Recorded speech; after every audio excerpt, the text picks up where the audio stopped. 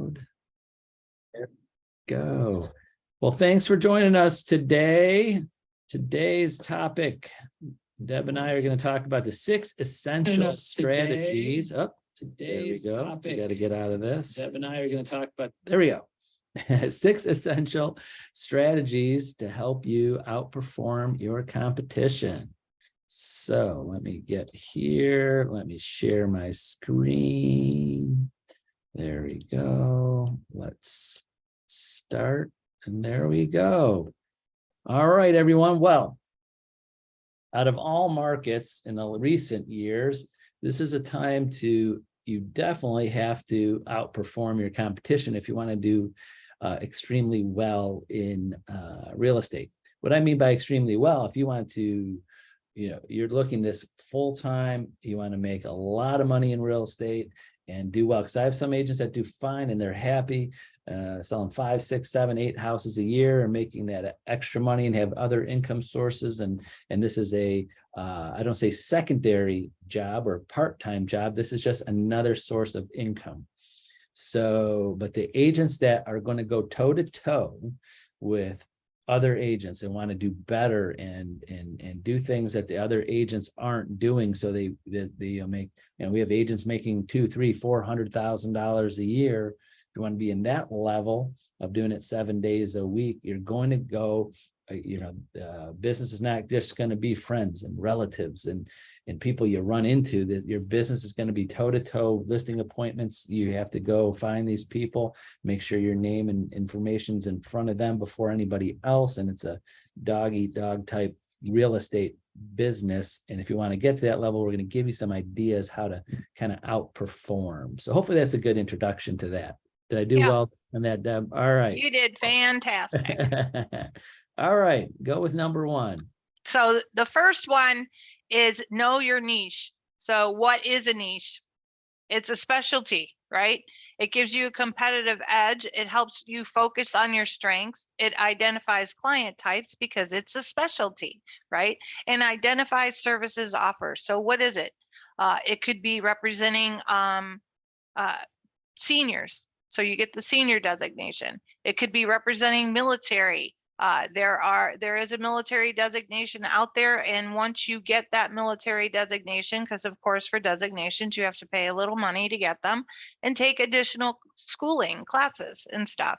So once you do that, though, most of the time when you're doing a niche market like that and you get a designation, they also offer you ways to get leads. So for instance, with the military one, they'll hook you up with vets. So you already know military is great.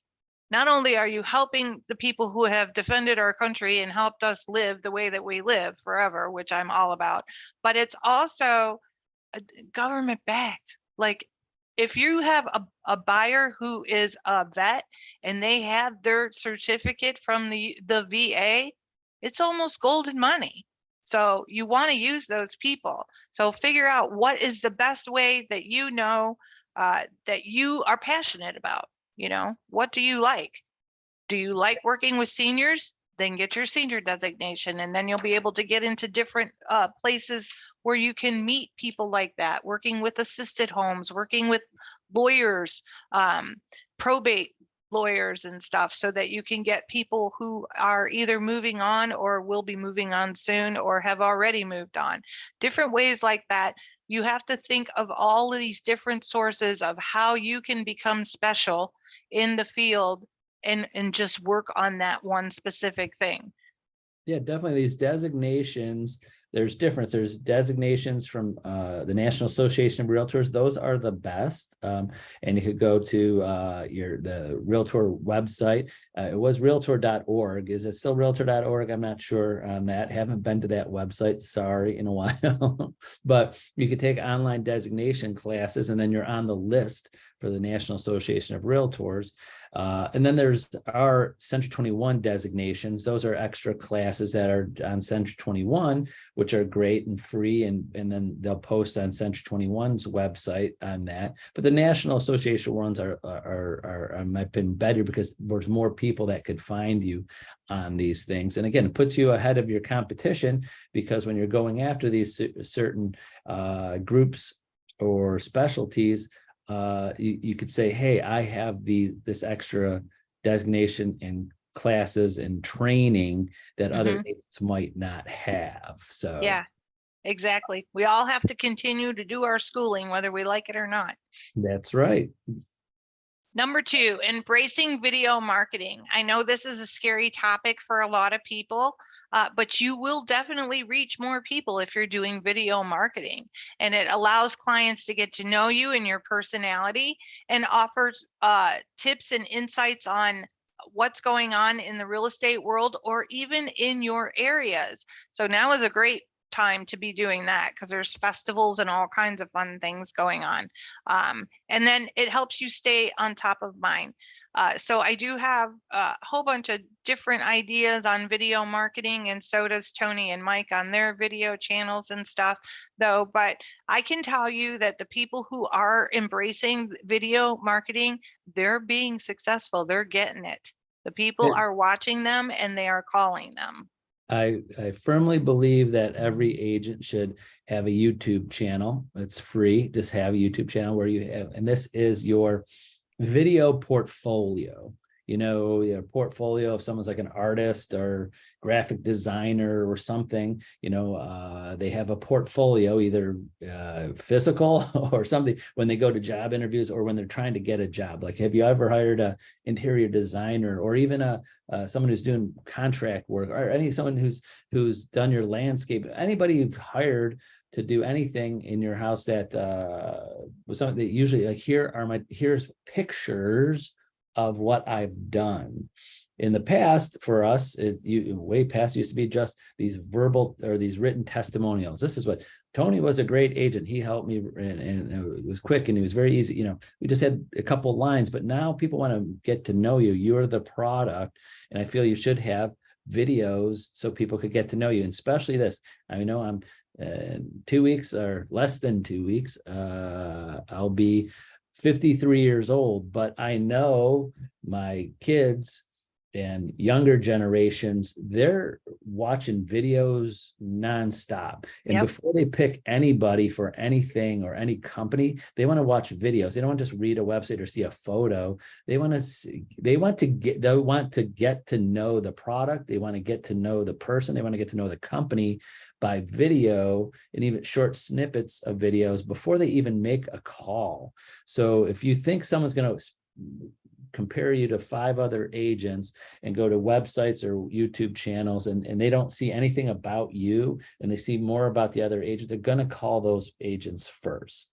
So you should have a portfolio of videos just about, and then anything you learn, just do a quick 2-minute video, anything that about the market, anything you can, just you know, it doesn't have to be a big production on that. So yes, for sure. And your Moxie website, you can showcase those videos right on there too. So that's another place to store them. Number 3, leveraging social media. So using your videos on social media is one, but it builds and maintains relationships, right?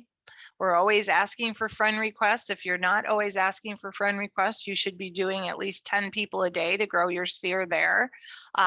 You can do content that adds value. So giving little snippets, like Tony said, of just a little thing about, hey, did you know, if you're working with a buyer, you know, different points for them, or sellers, hey, did you know that you need a point of sale inspection in certain municipalities? Just little things like that. It shows that you know what's going on in the real estate world, and people can contact you to get more information. Right. And I'm finding out, I mean, well, just let's say just talk about 2 quick social medias, Facebook, Instagram. So those can be connected with each other. I won't explain how, you know, how you actually do it, but you can. So everything you post on Facebook, go to your Instagram, vice versa. But yes, to make it easier for yourself, maybe Deb, you could handle if anybody wants to call her directly. But not me. I know from, I'm just sorry to say that, keep on bringing this up, younger generation than me, like my kids' generation, they're in their 20s, maybe early 30s, and younger, this is where the marketing is. This is where they find people. Like example, my kids, a couple times, oh, you got to follow this company or this artist or this person on Instagram, and they don't even have a website. They have no information anywhere in the web other than Instagram, and then they follow them. They could do quick videos. They could do just a picture, and all their links to their maybe YouTube channel, the links to something else are in their description. But again, it's a portfolio of you, pictures of stuff. I would say keep it to yourself. I've gone to some agents' Instagrams and there's like picture after picture of houses and kitchens and things like that. And I'm like, oh, no, no one wants to go through, one picture of you about you're the product, not the houses. There's something you sell, but you're the product. So I see people on Facebook, they just post new house for sale, this for this, this for that. And it's just pictures of kitchens, pictures of houses, backyards. It should be at least 1-to-1 or 2-to-1 to you, about you and something you're saying or you on your social media, not just the things about you. So you have a portfolio. So your portfolio, in my opinion, 3 things is YouTube, a portfolio of a history so people could follow you on Facebook and they could see it, and that's open to the public, not just your friends, and Instagram, and people could just go through there and they could go to those 3. You concentrate on those 3 things. They could, it could connect with people, and they could see your whole history of real estate about you in there. So hopefully that made some sense. It does. And one thing I want to point out about social media too is be careful what you're doing on social media. If you're having a bad day with a different agent and stuff, don't blast them, because that's out there and everyone can see it at any time. Right. So don't blast them on social media. It's not cool. All right. This is my opinion, and some agents get mad when I say this. Your social media is not for you to talk to other agents. It's not. I see so many agents wasting time talking to other agents about that. These are not your clients. Don't use your social media as a way to, if you want to, set up a different page that no one else could find. And if you want to link with other agents and commiserate about things, but this is business. You're supposed to go, and you don't go onto any other social media web page of a company, and then they're just you go onto their Facebook page of some company, and all you see is them talking to the other companies that are their competitors about complaining about some other competitor. You don't do that. You don't go to McDonald's website and see them talking to Burger King and Burger King complaining about Wendy's. I don't know why I just threw that right out of the top of my head. Yeah, that's perfect. But that's kind of like realtors. And then they hit chat with each other. This is for you to get business. Be serious about the business. Don't be talking about what's going on in the business. You're talking about, you're advertising yourself. It's an advertisement for you. So, all right, next. We could go on for hours about that. We could, yeah, for sure. But I just wanted to bring that up. Sure. Hosting events to network with prospects. So there's a lot of different ways that you can do that. When you start, the easiest one is doing an open house, and you can do an open house for any agent in your brokerage that has a listing, because I'm sure they don't want to sit there, but they'll be happy to let you sit there. And why do you want to do that? So that you can get buyers. Right. So can I jump back one more second? I have one more thought. I forgot. It just popped. Oh, yes.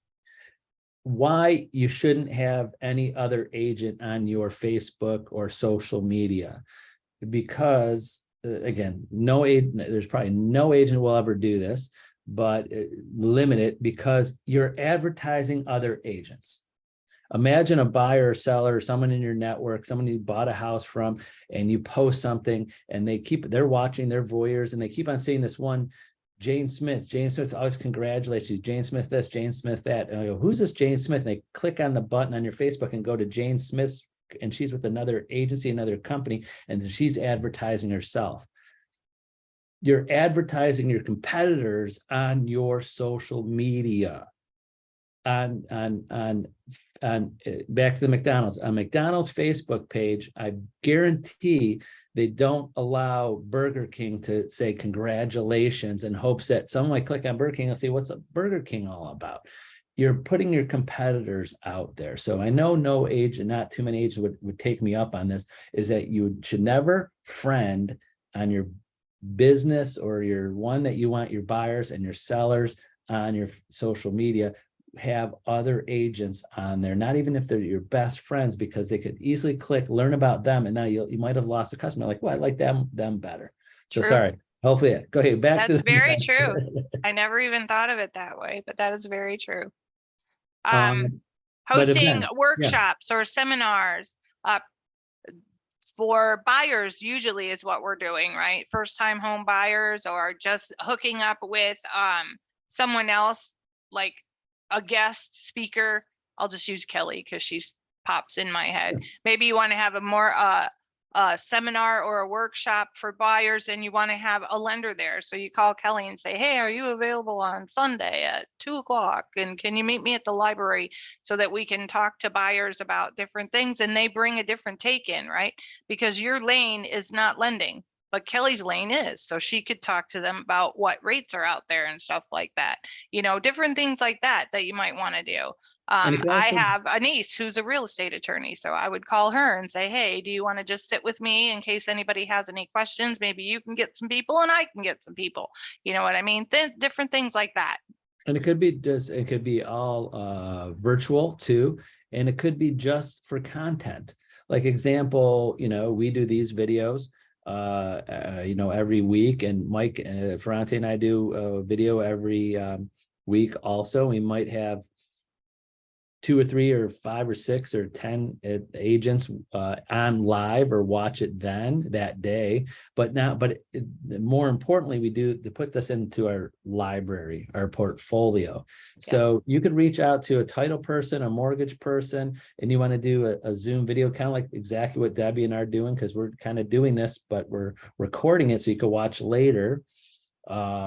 And you can do the same thing we're doing here. So this is live on my Facebook, but we're not taking questions right now. But it's to go in a portfolio for us, for our agents and other agents that want to watch this later on. So you can do exactly what we're doing, and people will find it later, or you could point it to them. If someone asks about it, and you could point them to your video. So, yep. 5.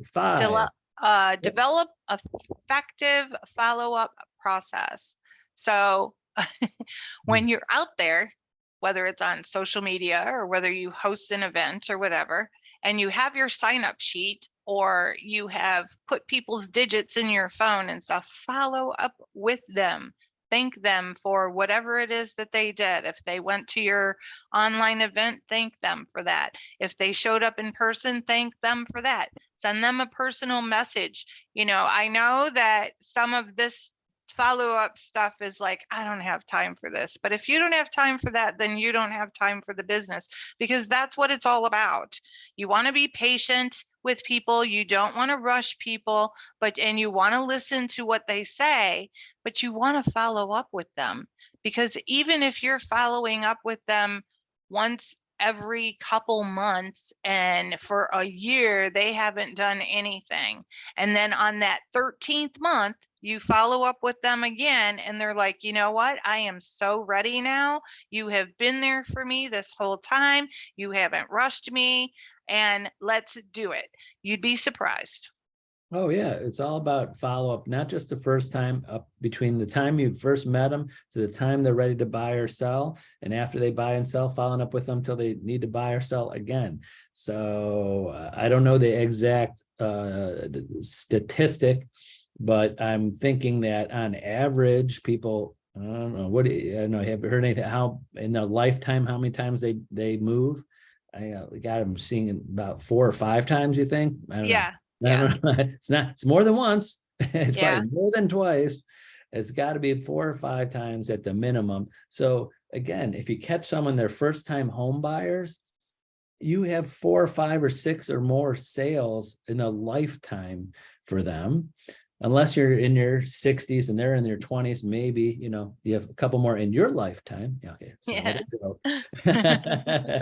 But there's more sales coming up. This is not a lifelong purchase for anybody. So what does it say? That last one, be patient. Be gotta be patient. patient. Yeah. So many agents are not patient. They're like, oh, for a long-term goal. So they're looking, here's the sale. And then that's, I know the one statistic is that when they interview people that buy and sell the second time or third time or fourth time, fifth time, nationally, they say, did you use the agent you used the first time or the last And they're time? not. And only 5%, I think, say they used the same agent they did the last time they bought or sold. That's how bad follow-up over long-term process is with realtors, is that 5% of people use the same agent the last time they bought or sold because there's no follow-up. Yep. Go ahead, Deb. Provide exceptional customer service. It's how you make people feel when you're listening to them, when you're following through with things, when you're timely in your responses and timely with sending them things, and when you go above and beyond. This number 6 is all about your business right here, because we at Homestar want you to build relationships, and that's how your business is going to work. Okay, if you are building relationship by providing exceptional customer service, then they will call you back, you know, especially if you have a fantastic transaction. Some transactions are just tough. They just are. But the way that you handle it and the way that your client sees you handle it is going to go a long way, because if you're that calm, cool, collected person to try and take them off of the ledge, they're going to remember that. And then when they do close, they're going to be all that much happier. And of course, I'll give you referrals because you helped me with this tough thing. And I want to reward you by giving you everyone that I know. Right. And then maybe 1 or 2 of those people want to use you too. Now, I'm not telling everybody that you have to have the calm, cool, collected personality, because we all know that's not going to happen. Right. But keep your frustration and everything in the back so that they can't see it. You know, if you want to call me and scream at me because your person was like a jerk or whatever, fine, I'll listen to you all day long. Just don't be the jerk to your person. Okay. Or in front of your person. Well, the thing is that the most important thing with this, when I ask an agent, you know, give me a list of all of the great customer service things that you do for your clients.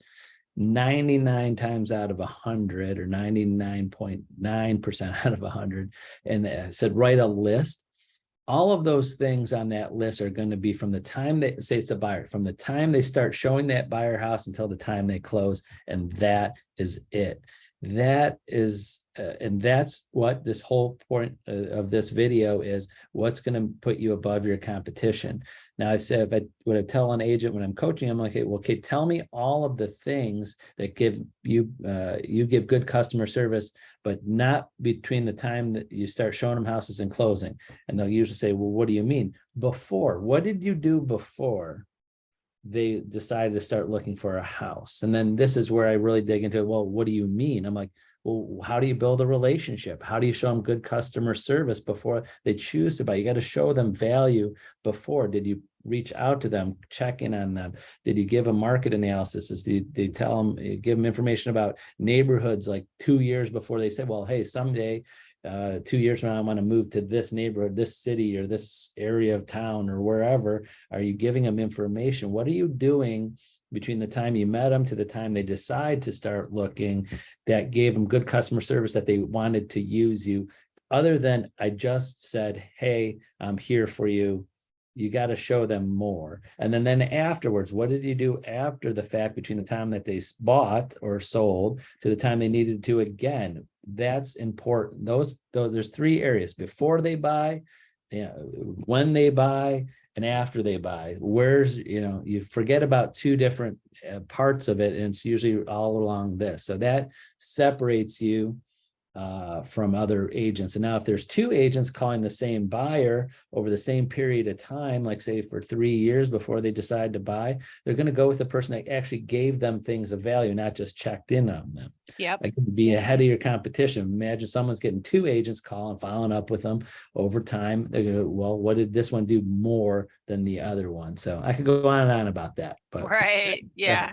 all right, some CE coming up. 15 Ways to be a Rockstar Agent with Mike Ferrante. I took this class a few years ago. He's giving you secrets, guys. So go to that one. That's a good one. And you get 2 hours of CEU credit for it. Core Fair Housing with John Dewey is on the 13th. Core Law Practices with Mike is going to be on the 28th. And then Hash has Key Positions in the Mortgage Industry on July 6th. And I just yeah. noticed, I don't know if you know, Deb, too, that just Mike just started charging, I think, $10 a person. I don't know if you knew that. So yes, that's why I took his links off of here, because I was going to bring that up. Yep. Okay. Yeah. So, but I just sent out that email yesterday. Agents been clicking on links. Some of the, hey, they're not all free. Some of them are free, some are not, but just wanted to clarify with agents. It takes a lot, not just the time to take the class. Someone has to, if not the instructor, have to hire someone. Everybody that comes to class, they have to log onto the division website, go to a website, type in the agent's name and license number. And even worse, if the agent didn't put their license number in right, they have to go find the agent's license number. Or even back, I remember doing this personally myself. Sometimes agents will say, my name is, John, whatever. And really John is their middle name. And now I got to go figure out who John is. Oh, it's David John Smith. And it's a lot of effort after the class. So I know that's the reason why Mike come. It's not a money-making thing. It's just, there's a lot of time. And I know even Hesh, I think he's got like 1,000 people come to this class. I can't imagine how many hours someone at his office has got to do to have free CE to type all these names into the division website so everybody gets credit. So I just want to let everybody know the back end of that there's a lot more work than just teaching classes. And all these people, Mike, Hesh, John Dewey, anybody that's teaching a free live class, there's a lot of work that goes behind it. That's why a lot of people don't do it. Yeah. Yep. That's very true.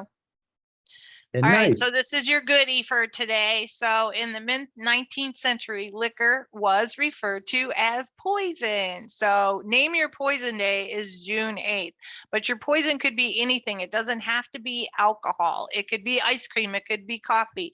It could be adult beverages, any of those things. So here's a good tip for you for your social media. Make a game out of it. Have everybody put their poison of choice in your chat on your social media on June 8th, and then maybe have a drawing of whoever wins gets a $10 coffee gift card or something like that, or whatever the poison is, if it's not too outrageous. I like it. I'm gonna do that on Thursday myself. I just thought of this.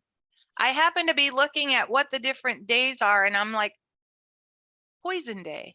Yeah. Oh my God, this would be so cool. Get a lot of traction on your social media for that. So yeah. And interaction is where it's at, right. And if you think of different things like that and you put them out there and you get people to engage with you, they're going to be like, oh, I was on this one site and it was name your poison day and I won $10, or something like that. It's just nice, easy way to give back. And just on that, you're always allowed to have raffles and giveaways and give money and gift cards. You're allowed to do all that. It's not, because some agents ask me about giving money to people. As long as it's not for closed business. Like, hey, if you buy a house from me after closing, I'm going to write you a check or give you a gift card. That's a kickback. You can't do that. But anytime you want to do a raffle and raffle off gift cards or $100 or give a gift to somebody that has nothing to do with after a closing, you're welcome to do that. That's just, being a good business person. Yep.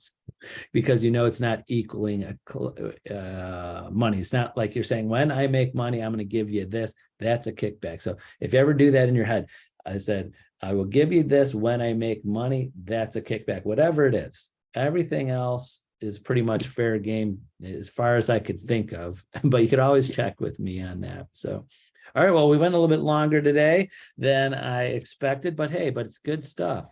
Yeah, for sure. I appreciate everybody joining us.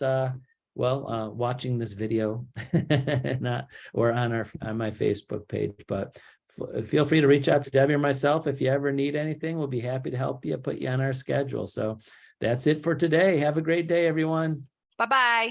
Thanks, Deb. Bye-bye.